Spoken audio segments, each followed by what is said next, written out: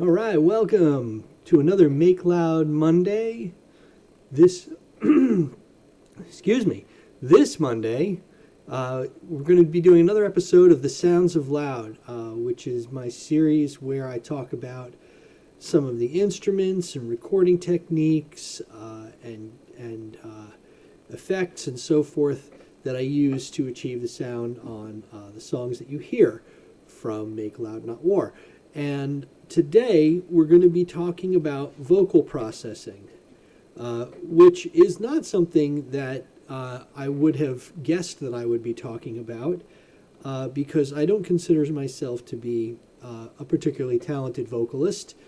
But for that reason, perhaps, I do have to apply a lot of thought and processing and planning and various other forms of chicanery to make my voice as palatable as possible. And I used a couple of different techniques in the song that we're going to talk about today. So let's, without wasting any more time, let's flip over to the Studio One session and let's take a look at the song that we're talking about today. And the song that we're talking about, it was a challenge that I gave myself to put together a song that was more than just two parts, more than just a verse and a chorus, which is something that I tend to do a lot of when songwriting. And this time I wanted to do something that at least had three parts. So the song ended up being called In Threes. And so it had three parts. Here, let me get rid of that and hide this, and let's get things a little bit more visible so that you can see the entire structure of the song. So we have, a bunch of guitar tracks, bass tracks, percussion tracks. I've kind of closed those down. But you can see that there are a couple of different vocal tracks. And when I put this song together, like I said, I wanted it to have three different melodic parts. It actually turned out that I put together four. It just worked that way. And my next step after putting together the melodic progression, sort of the structure of the song, was to use the Studio One arranger track, which you see here at the top of the screen. And I typically color code my intro and closing sections with this yellowish color.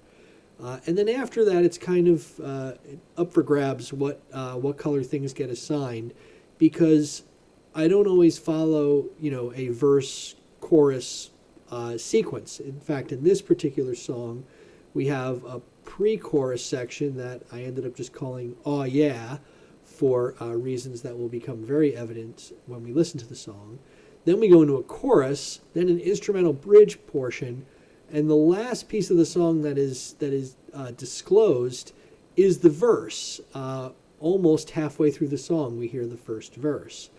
And so, anything that has the same sort of melodic structure is going to behave the same way throughout the song. I'll make those the same color. So you can see the two verses are both this magenta color. The choruses are all purple. The pre-choruses are all green. The instrumental bridges are blue.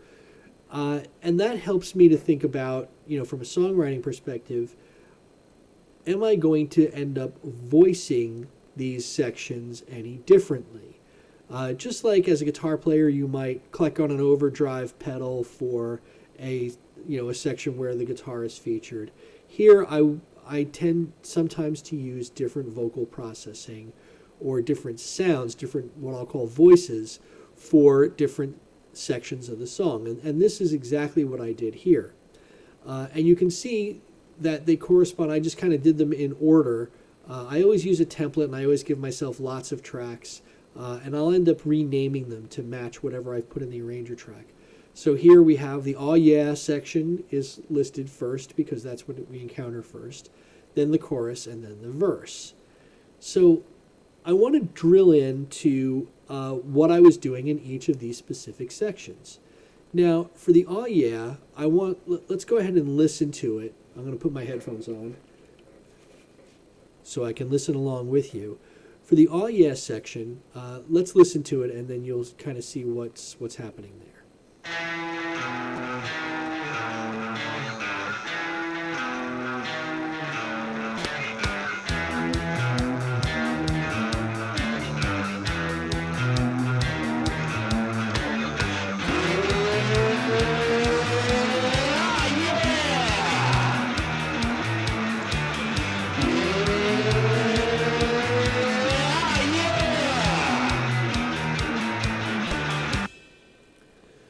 So I think it's fair to say that that's not really singing as much as it's shouting, and that's intentional. A lot of my singing can be confused for shouting, but in this case it's intentional, and I was going for kind of a gang vocal, anthem kind of feel to this section.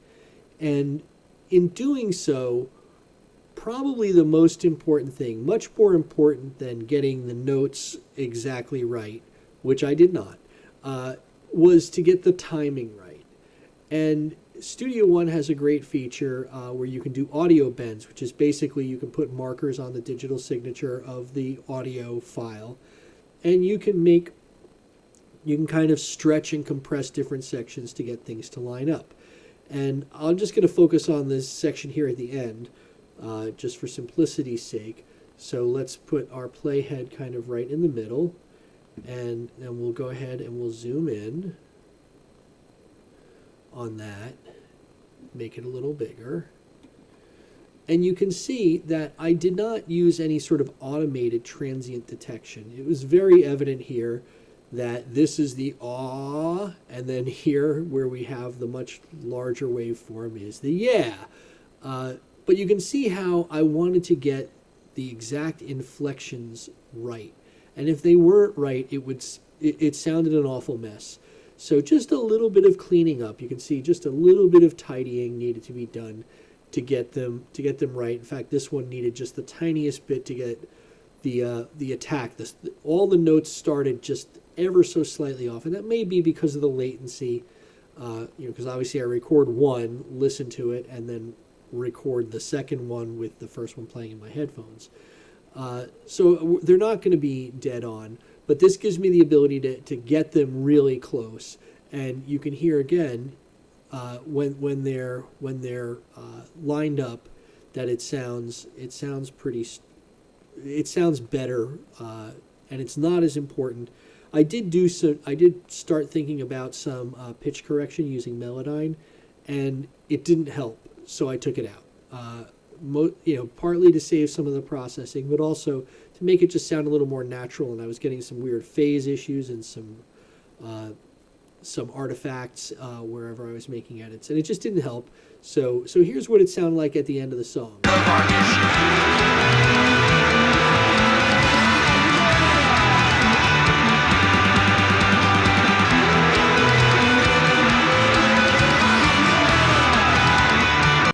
If we put it in solo,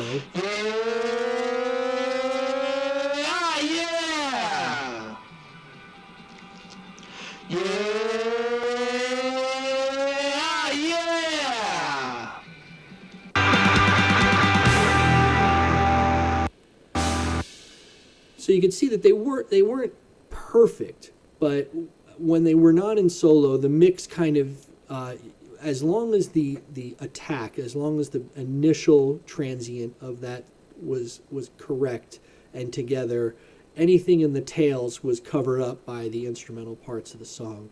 So we don't really hear that the notes ended in different places when we're playing through the mix, but we would have heard that they started in different places. And especially because there's a little bit of panning going on. If we look down here, you can see there's about 40% panning left and right. But the other processing that I did on this track, whenever I'm doing singing, I tend to do the same EQ curve, and this is it. It's on both of the tracks here, and it's the same. And you can see that basically I just have this carve out where there is rather an unpleasant nasal frequency. You might be hearing it now because I'm not using an EQ for the spoken part of this presentation, but when it's recorded into a song, I'm very much more happy with the result when I carve out this one particular frequency and pull out a little bit of the bass and add a little top end, because I tend to sing very close to the microphone, and so I don't want to get proximity effect, so I put a little top end on it. So that's the EQ, and then there's two distortion effects, and they're actually the same effect, but it has different settings. So the first one in the stage is a 3-stage fuzz type with the distortion pinned, and the second one is a 2-stage transistor type, And that's what gives a little bit of grit to it. So if we were to go back to the beginning of the song and listen to it without those effects on, you'll see what they sounded like. Sorry, my mouse pointer.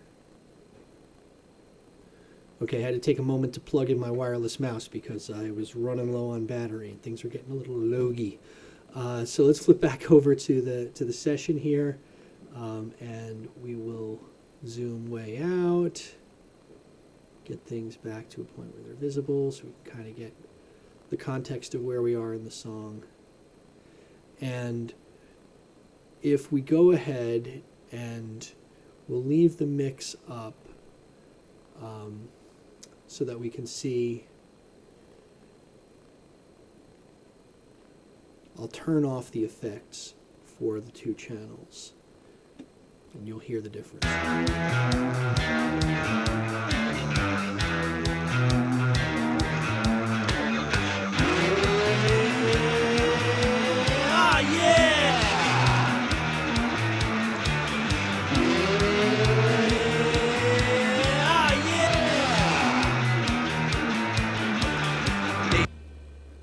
So you can hear that even though it's two stacked distortion effects pushed up pretty high, it didn't change the tone that much, but it gave it a little bit more growl, a little bit more character, because that needed to sound more like a shout than loud talking, which is kind of what it sounded like without it. So that was what I did for the "Aw Yeah" section, was really just focusing on tone and timing. And then when it comes to the second section, where we get into the chorus, when I started blocking it out, I didn't really have a sense of what this song was about. And frankly, if you listen to the lyrics, I'm still not sure I have a sense of what this song is about. It's a little self-referential, and it's more about just getting a good rhyme. But the chorus section here, I wanted it to have kind of a call and response, or a call response and unity section, like you might hear in a good revival religious service or something like that, where we have one voice and then a second voice and then closure with the two voices together, kind of affirming a message. And that was how the lyrics came together. But let's listen to it. So we'll kind of come into it from the "Aw Yeah" section, and here's what the chorus ended up sounding like. Based upon my intuition, got a clear and simple vision, headed for a big collision that will lead to demolition. So let's make the right decision, put aside our inhibition, then regardless our condition, we can make a new tradition. So you can hear, like, there's one very clear sound, one kind of more like someone talking through a loudspeaker or through a telephone or something like that, and then the two voices together. And so to explain how I do that, we're going to go to another camera angle. So here in the studio, I've got my vocal chain, my primary vocal chain is always set up running through these two effects. And it runs first through the TC Helicon duplicator, which has 3 controls on it. There is, over on the left here, there's like a chorus and doubler effect with an octave setting at the top. Then there's a reverb setting, and then there's pitch correction here. And you can see that for this song, or at least hopefully you can see, that I have the doubler turned all the way down. I have the reverb just a crack up, and it's actually still up. So this is what it sounded like, just a really minor reverb, not using it right now. And then I have the pitch correction all the way off, and the pitch correction was all the way off primarily for the "Aw Yeah" section, because I didn't want there to be any sort of step effect at all. I'm all over the place with pitch anyway, so I wanted it to be just more of that natural rise. But I didn't feel like I needed the pitch correction here because of the way the song is structured, that there weren't going to be a lot of different notes and I'd be able to hold them pretty accurately. And thankfully I was able to do that.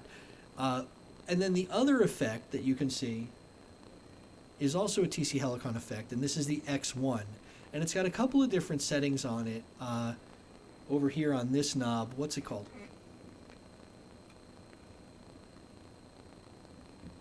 So my microphone is kind of far away from where the pedal is. This one has some settings on the top for phone, for distortion, and for amp.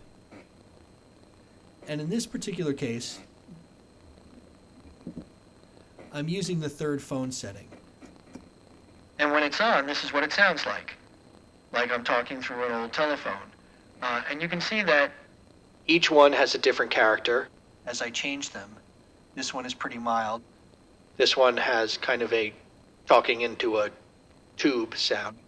And this one is just more of like a distorted or fuzzy effect. And then there's other controls. There's a drive control, which is basically just overdriving the signal. And then there's a filter control, which is some kind of tone shaping control. I don't really understand exactly how it works, and I don't want to fiddle with it in case I go back and do any overdubs on this. So I'm trying to leave everything set the way it was. But you can hear how this is that second tone. So clean sounds like this. That's the call. The response. The response. And then in Unity, it was both sounds together. So that's kind of what I did there. And for this section, let's go back to the Studio One session here. And in terms of effects... Sorry, let me turn that off. In terms of effects, I just went into what I have as kind of a standard setup for dynamics, which is just an EQ. And again, you can see it's primarily just that same EQ shaping, except here I did more of a low cut or high pass. But again, just pulling out that same frequency, about 1.6 kilohertz, and otherwise, and a little bit of roll off on the top end. So sort of compressing the frequencies. But then the other effect in this chain is a fairly aggressive compressor, pretty high ratio, 3.3 ratio, pretty low threshold of 25, and since this is an ascend, the mix is all the way up. And what this ends up doing, let's listen to it again, and I'll let you see how the compressor is reacting.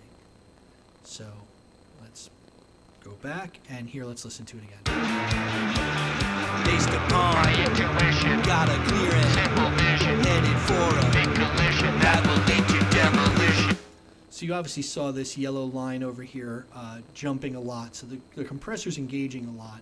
And that is really just to kind of, as a compressor will do, it will level out the volume, right? So it'll try and get the peaks lower and the troughs higher, so that you have more of a consistent volume, which is important because there's a lot of instrumental intensity behind this, and the natural cadence of your voice is usually to get louder and softer, especially these kind of spoken type lyrics. So you need to use the compression to try and equalize the volume a little bit. So that was the second section. And now if we look at the third section, and I'm going to come away from the pedal cam view. All right, here I am. I'm back. By the way, I believe that all garments should have pictures of hot dogs on them. I'm wearing my varsity t-shirt today. So let's take a look at the third section now. So the third section is the actual verse. So I'm going to just let the song play through the end of the chorus, through the instrumental bridge, and then you'll hear the verse. I'll do it this way so you can hear the whole thing in context. So let's make the right decision, put aside our inhibition, let regardless our condition, we can make a new tradition.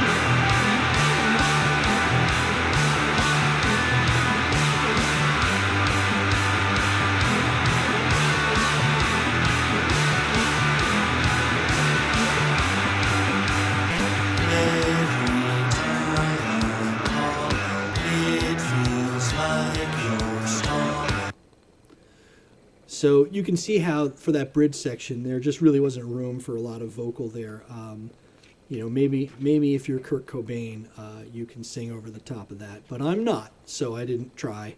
But then as we get into the verse, what I ended up doing was just a pretty simple walk downs. It's kind of an E to a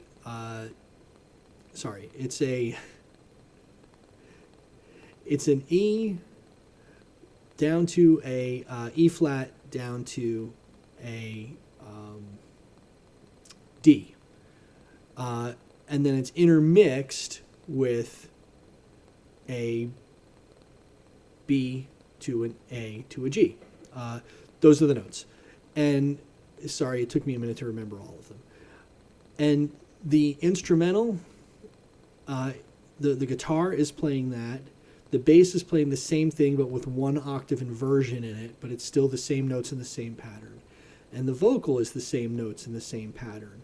And so for this reason, it was obviously really important to get the pitch right. So again, we're going to zoom in here and we're going to talk about, the most important thing here. Again, as I mentioned earlier, I have that same EQ curve there that we've seen before with that same notch out. So this is pretty much a standard for any time. For most of the vocal work that I do that's recorded, I'll have that EQ setting. And again, you didn't see it on the channels here, but that's because it was in the send. So the EQ is pretty consistent on the different tracks. But then the other piece that was done, the other effort that was put into this was getting the pitch correction right. And so this is using a tool called Melodyne. It's one of many different options for pitch correction. And you can actually see, it almost looks like an automation layer. I hope you can see it on your screen. There's these light blue lines where you can see that Melodyne is being used to kind of act upon that. And it's also indicated here by this little FX thing here. All right, we don't need to get into all that. But if we double click into it, it brings up the Melodyne window. And here you can see, again, E flat or D sharp, and then D, alternating with B, A, and G. And so that same pattern, getting it right and getting it centered, was really important. Now, some will say that over-applying pitch correction tools make a voice sound unnatural. As you can see, my voice wavers and wanders enough that rather than making it sound unnatural, it mostly just boils most of the horrible out. And again, I will never pretend to be a good singer, but this makes it as palatable as possible. So let's listen to it again and let's watch it play through here in the Melodyne section. It feels like your star. I find this all that you see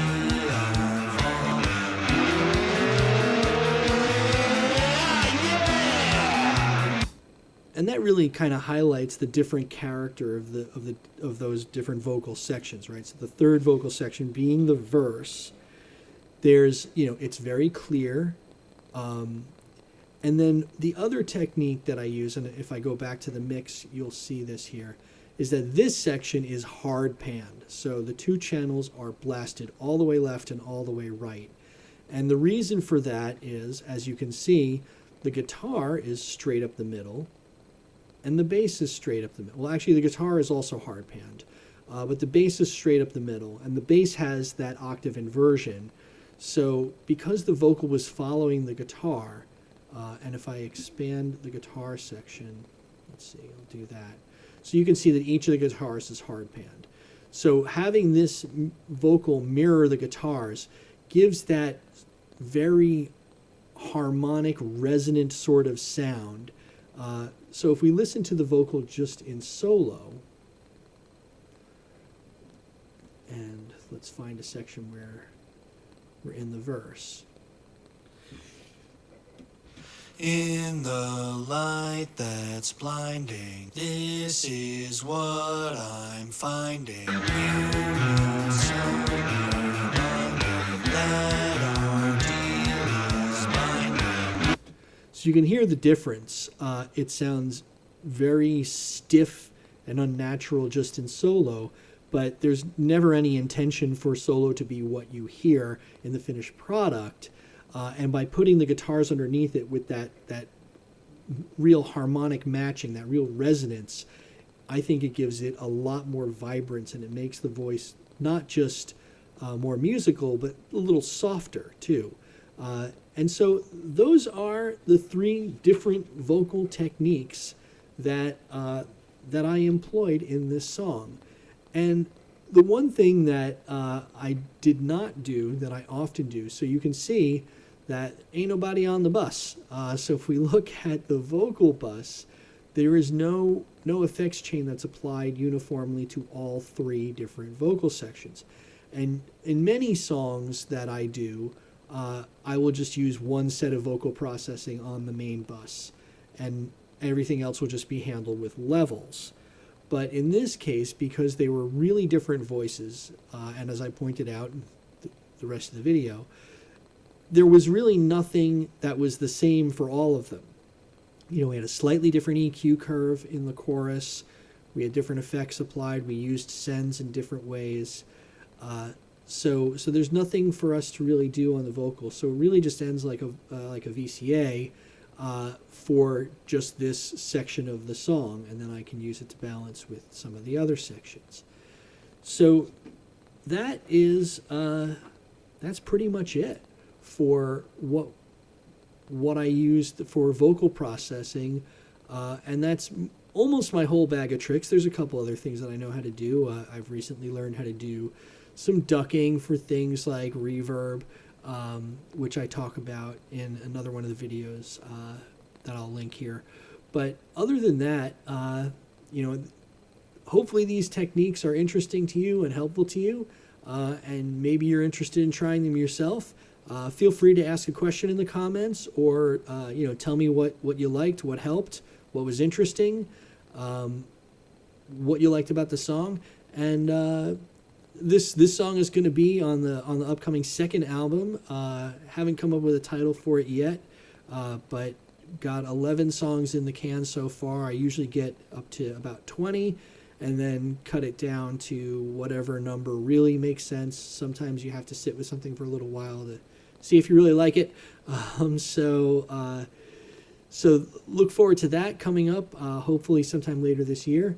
And if you've made it this far in the video, I hope that means you liked it. I hope that means you'll hit like on the video, maybe consider subscribing. Like I said, please do leave a comment. Love to hear from folks. And until we meet again, I hope that you'll come back and see me again next Monday. And until then, take care of yourself. We'll see you soon.